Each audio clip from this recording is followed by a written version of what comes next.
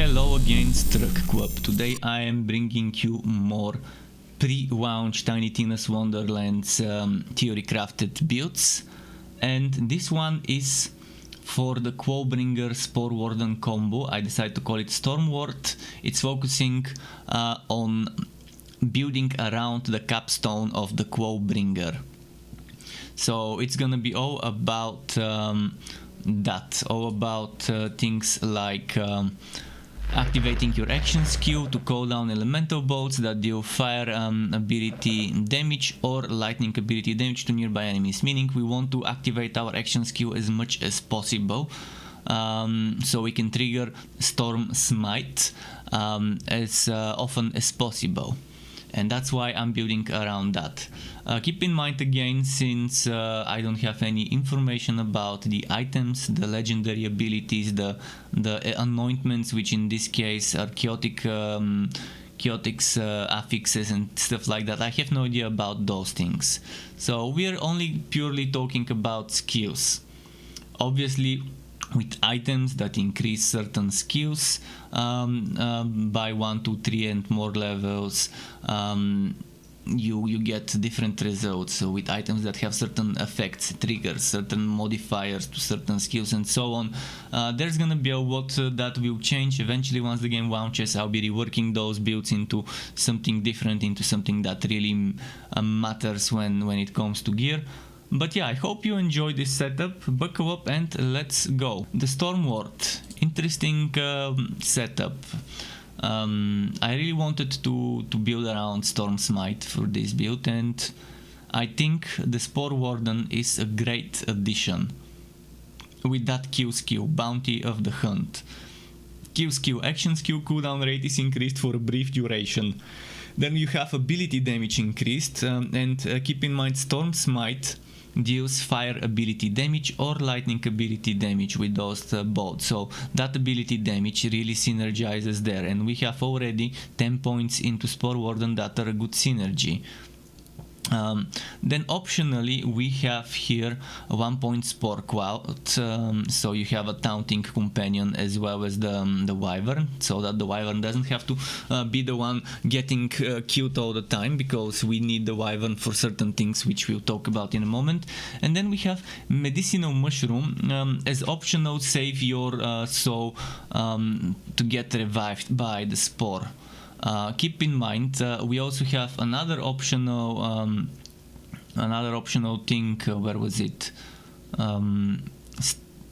It was Indomitable. Another save yourself. So we have to save yourself emergency mechanics. You can either remove one or both of them, or keep them two. Keep the two of them. I think for solo players, keeping both of those will be amazing to help you, because they have long cooldown. At least this one says long cooldown. My guess is 120 seconds, maybe 180, we'll see. This one, I mean, it doesn't say long cooldown, but my guess is again it will be a big one. I can't see this being less than 60 seconds, most likely 120 seconds. So here we have Quiver of Holding as a 1 point. I think you shouldn't remove that point. Even if you don't want the magazine size as much, the currently equipped weapon regenerating ammo over time is good. It's very good. It doesn't say whether more points will increase the regeneration. If more points increase the regeneration, then you might want to consider maxing it out. And here, companion HP increased, companion damage increased. This point is completely optional. You can put it wherever. I think here might be better for gun damage, but if you want this one to be a little more tanky, and if you want the Wyvern to do a little bit more damage, 1 point here, maybe even more points here if you want to sacrifice some of the points. That's okay. Over here on this side where you see blue numbers means numbers that are not must-have. You have to spend those points wherever you want in those skills, up to you, as long as you get the necessary points to get the Storm Smite, to get the capstone. It's up to you how you want to spend the points. White numbers are numbers where I recommend not changing them. I recommend putting those points in those skills the way I did. Obviously, I'm not saying it's a must do.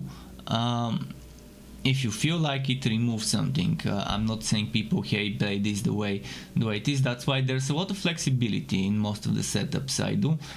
Make them your own, the way you want to, based on the gear that drops and so on. Blue outline, this is the skill we're using, Cleansing Flames. I'm not saying use Cleansing Flames. I'm saying I suggest using Cleansing Flames, but Storm Dragon's Judgment or Barrage or Blizzard might also not be a bad one. In fact, Blizzard would be a very decent one because we're stacking ability damage. But I also want something that's with low cooldown, and I don't know the cooldown of the rest. This one is okay because it synergizes with ability damage.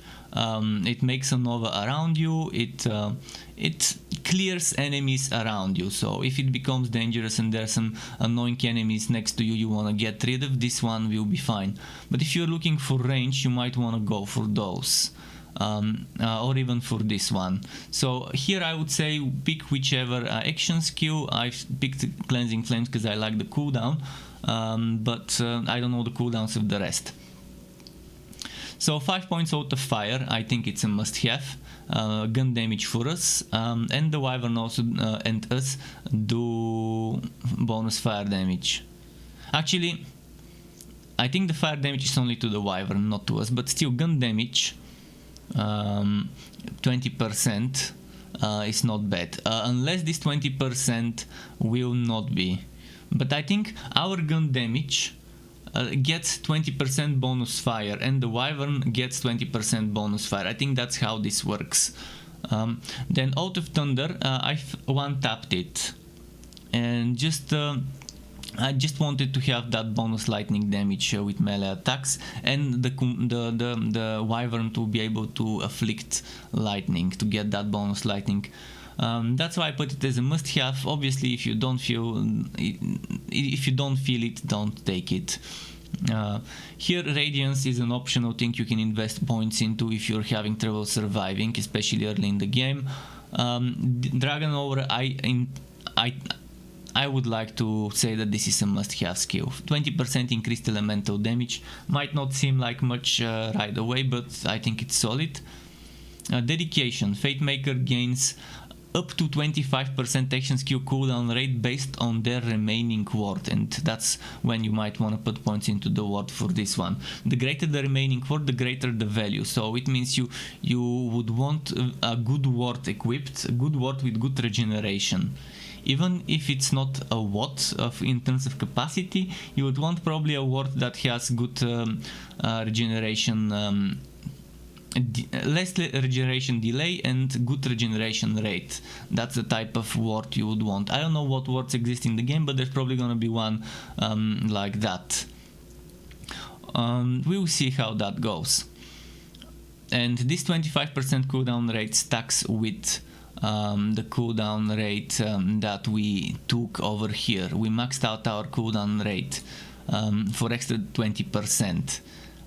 Over here from the stats, and then there's this cooldown rate which probably will be about 25%.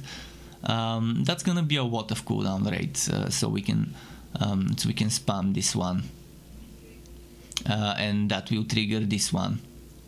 And again, I wanted this because of the low cooldown, because of this, but if this is like 18 or 20 seconds, or this is 18 or 20 seconds, if something is like 20 seconds or lower, definitely equip that instead of Cleansing Flames. If the difference between this and the others is 2-3 seconds, okay, not that good, but if it's 5 or more, consider replacing it so we can spam Storm Smites.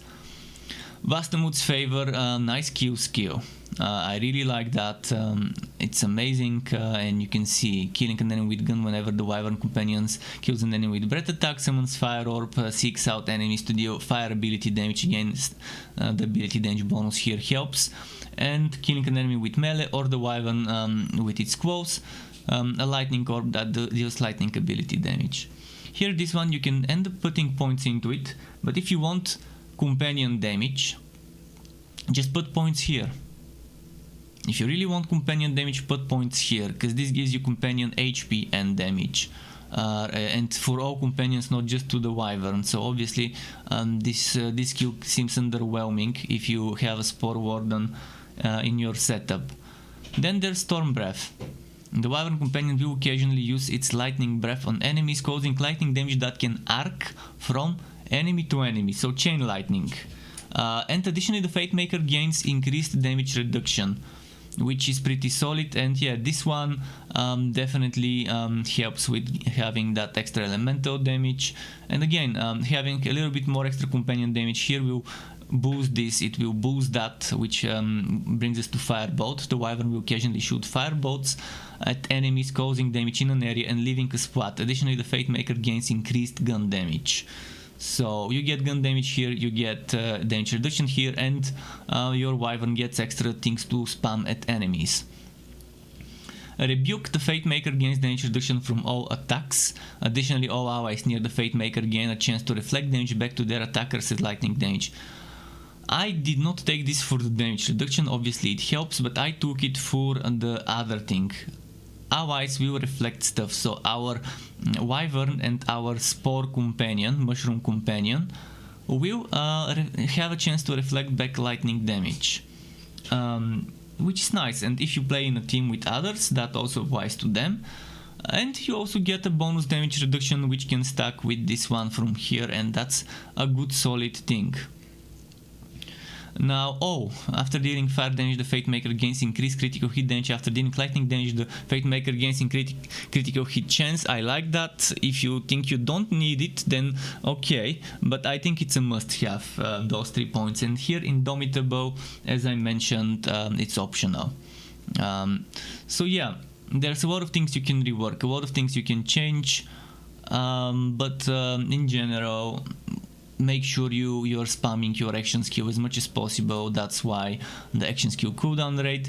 If you don't need the extra spell cooldown rate, sure, maybe don't take it. Maybe take crit chance, it's up to you. I think spell cooldown rate and action skill cooldown rate would be good for this setup, and I think having a little bit of extra HP worth with the remaining points is a good thing for this build. Obviously you can do that and go crit chance or go crit damage. There's many ways you can modify this setup. Status effect damage we don't need, so we could sacrifice stuff there. But yeah, this is it for the Storm Ward, and I hope it ends up becoming fun once we see the items that we can synergize it with. Keep in mind you can subscribe to my channel and hit the bell button to not miss out notifications for more Wooter and not so Wooter content like this one or others like builds and guides. There's also memberships on my channel, which is a monthly recurring payment that you can cancel at any time, which will grant you access to special perks like emotes or badges made by me, as well as the option to ask me one-on-one for tutorials on Discord about Photoshop, Premiere and After Effects, just the basics though. Thanks again for watching all the way until the end, Struck Weapon. Till next time and goodbye.